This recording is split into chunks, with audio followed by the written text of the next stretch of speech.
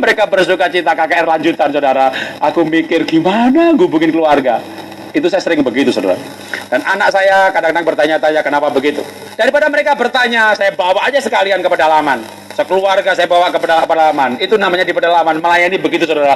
Itu dari tempat pelayanan sampai ke lokasi yang dituju. Itu perjalanan sejauh mata memandang, saudara. Dan kita udah capek. Nanya sama yang mengantar. Masih jauh nggak? Deket, Pak. Itu balik bukit. Bukit ini kelihatan. Berarti deket, Pak. Mereka itu kalau kelihatan, berarti deket, saudara. Lah itu balik bukit. Iya, Pak. Deket, Pak. Itu bukitnya kelihatan, Pak. Yang kelihatan tuh berarti dekat. Itu saya punya ilmu, saudara. Saya ambil dari pedalaman, saudara. Kalau saya pergi sama istri, yang kita habis makan, kita ke hotelnya jalan kaki aja ya. Kita ini jadi hamba tua diajak makan terus, nanti kita mati kebanyakan makan. Kita pulang jalan kaki sambil olahraga dikit. Istri saya nanya, memang hotelnya dekat? Nih, ini restoran. Kamu lihat itu lampu-lampu itu? Nah, itu hotel kita. Kelihatan. Berarti dekat. Istri saya bilang, tuh bulan juga kelihatan. Sana loh. Ilmu istri saya lebih hebat, saudara. Makanya jangan melawan istri, saudara. Singkat cerita, boleh file berikutnya lagi. Kami bawa anak ke pedalaman, ngunjungi rumah gubuk. Itu 10-15 juta dapat, saudara. Kadang saya bangun rumah sederhana banget seperti itu untuk bikin apa sih? Tempat belajar. Namanya orang desa kan nggak butuh yang mewah-mewah, saudara. 15-20 juta jadi tempat belajar. Nanti yang hadir banyak, kita bangun yang lebih bagus lagi. Yang 100 juta, ada yang 200 juta, bikin TK pemulihan. Saya punya 66 franchise Happy Holy Kid, termasuk Semarang, Ungaran, ada Surabaya, ada 66 kota Indonesia ini. Kami ambil franchise fee-nya, 100% omsetnya kami persembahkan kepada Tuhan, omset sepanjang tahun. Kami komitmen itu buat pelayanan, bukan perpuluhan lagi, saudara. Karena kami punya berkat dari usaha yang lain, income yang lain. Ini franchise fee kita persembahkan buat Tuhan. Dan kita bangun sekolah tiap tahun satu. Sekarang udah 23, saudara. Nah, waktu anak saya bawa ke pedalaman, anak saya ngunjungi sekolah yang kami bangun, bukan yang sederhana, juga yang bagus. Anak saya baru, aku tahu. Aku ngerti sekarang kenapa papa baju sederhana, sepatu sederhana, pakaian sederhana, mobil sederhana. Papa bisa beli mobil mewah, papa bisa pakai jas yang mewah. Tapi papa memilih untuk berbagi. Itu nilai diwariskan karena hidup bersama. Mereka melihat, dan mereka melihat bagaimana kami di pedalaman disambut sama penduduk, sebuah kehidupan yang berarti, saudara. Wah, kalau kami ke pedalaman, yang satu kebun naik pohon kelapa, cari kelapa, yang lain mancing ikan, yang cari, waduh, kayak sampai Pak Jarod datang, Pak Jarod. Padahal cuma bikin rumah gedek. Rumah kayu 15 juta, tapi tiap bulan itu operasional guru kita tombokin, saudara. Kita tombokin tiap bulan operasional. Memang saya puas begitu, saya bahagia begitu. Itu nilai hidup. Dan anak saya pulang dari pedalaman, dia Singapura, kumpulkan laptop bekas, bawa ke Mentawai. Dia cari dana, ngamen di Orchard Road, beli lampu solar system, dia bawa ke pedalaman Indonesia. Mereka tinggal di luar negeri, tapi mereka cinta Indonesia. Itu nilai.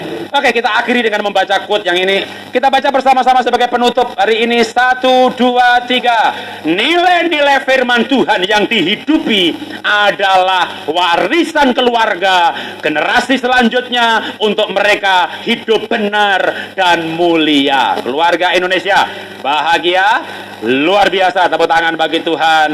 Haleluya. Mari tunduk kepala, kita berdoa. Bapa, kami belajar firman-Mu hari ini. Bagaimana kami membangkitkan generasi milenial yang berbeda dengan angkatan sejamannya. Anak kami harus bergaul dengan teman-teman untuk berkomunitas dengan mereka. Tapi kami rindu anak kami bukan dipengaruhi oleh mereka, tapi mempengaruhi mereka dengan nilai-nilai yang kami wariskan, dengan kehidupan yang kami wariskan, dengan kekekalan yang kami wariskan. Sebagai orang tua, saya sempat ada kegelisahan dengan anak-anak kami yang sekolah dan tinggal di luar negeri. Tapi saya bisa memiliki jiwa yang tenang, sebuah ketenangan damai sejahtera yang bukan dipaksakan. Kalau mereka takut akan Tuhan, kadang kegelisahan itu muncul kembali, tapi damai sejahtera Tuhan menguasai kembali. Kalau melihat mereka komitmen menjaga kekudusan, mereka telepon, mereka WA dan menegaskan, kami tahu kok mah, kekudusan yang harus kami jaga. Atau saat kami bertemu dan mereka juga meneguhkan kembali komitmennya, maka kegelisahan yang muncul tergantikan oleh rasa damai sejahtera. karena takut akan Tuhan. Bapak, terima kasih untuk pelajaran hari ini dan kami menangkap esensinya mengenai hal yang penting sebagai orang tua ataupun kami sendiri sebagai pemuda remaja untuk hidup di era milenial ini. Untuk kami sendiri sebagai pemuda remaja memiliki masa depan yang luar biasa, dan bagi kami orang tua untuk membawa mereka kepada Tuhan, dan kami percaya Tuhan akan mengatur masa depan mereka menjadi luar biasa. Terima kasih Bapak, dalam nama Tuhan Yesus kami sudah belajar. Haleluya, amin. Tuhan memberkati.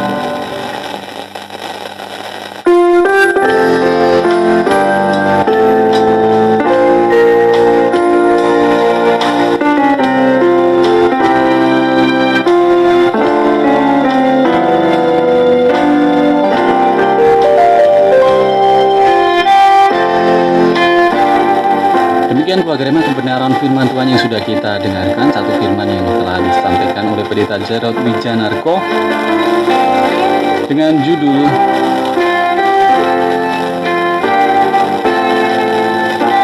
Pentingnya Memiliki Cita-Cita.